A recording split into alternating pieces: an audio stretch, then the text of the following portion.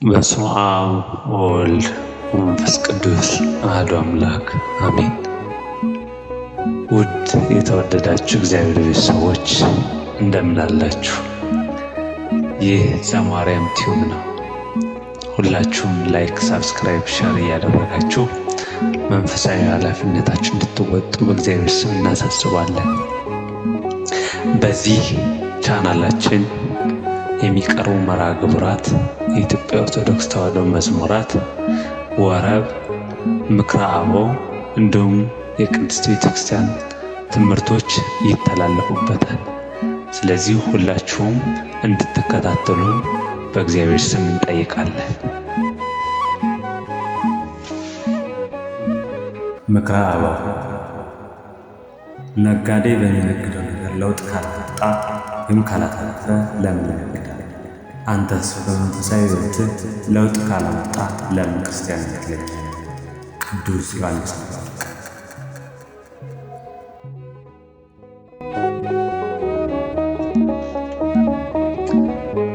መጥፎ ቀን እና ጥሩ ቀን የሚባል ነገር የለም። ያለው ጸሎት አድርገህ የወጣበት ቀንና ጸሎት ሳታደርግ የወጣበት ቀን ነው። ያልጸለይክባቸው ቀናት በክፉ ምኞትና የሥጋ ፍላጎት የተሞሉ ስለሆኑ ክፉ ቀናት ናቸው። ቅዱስ ቄርሎስ ሳድሳዊ።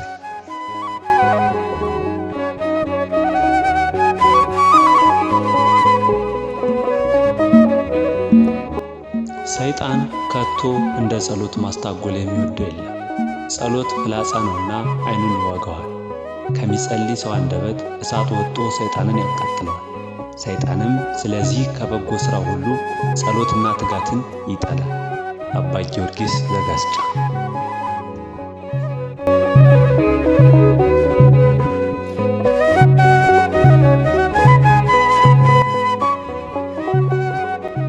ኃጢአታችንን እኛ እያሰብን የምንጸጸት ከሆነ እግዚአብሔር ይረሳናል።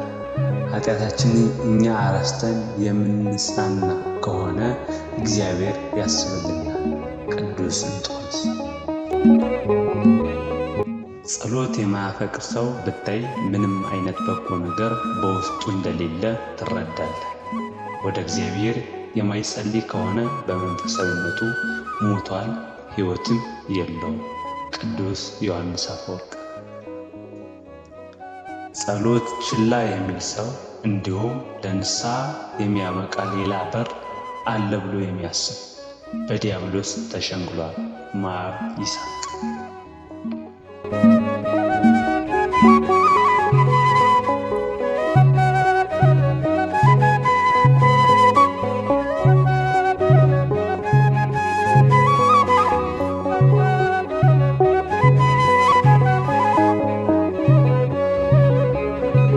ሰይጣን ከጸሎት እንድንርቅ የሚጥረው ጸሎታችን እርሱን እንደሚያርቀው ስለሚያውቅ ነው። ቅዱስ ዮሐንስ አፈወርቅ።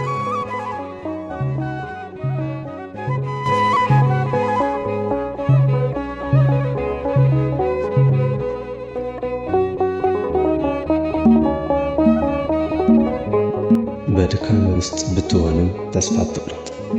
ተስፋ መቁረጥ ወደ ከፋ ደረጃ ከሚያስገባ ባለበት ብትቆይ ይሻላል። ብፁዕ አቡነ ሽኖዳ ሳልሳዊ።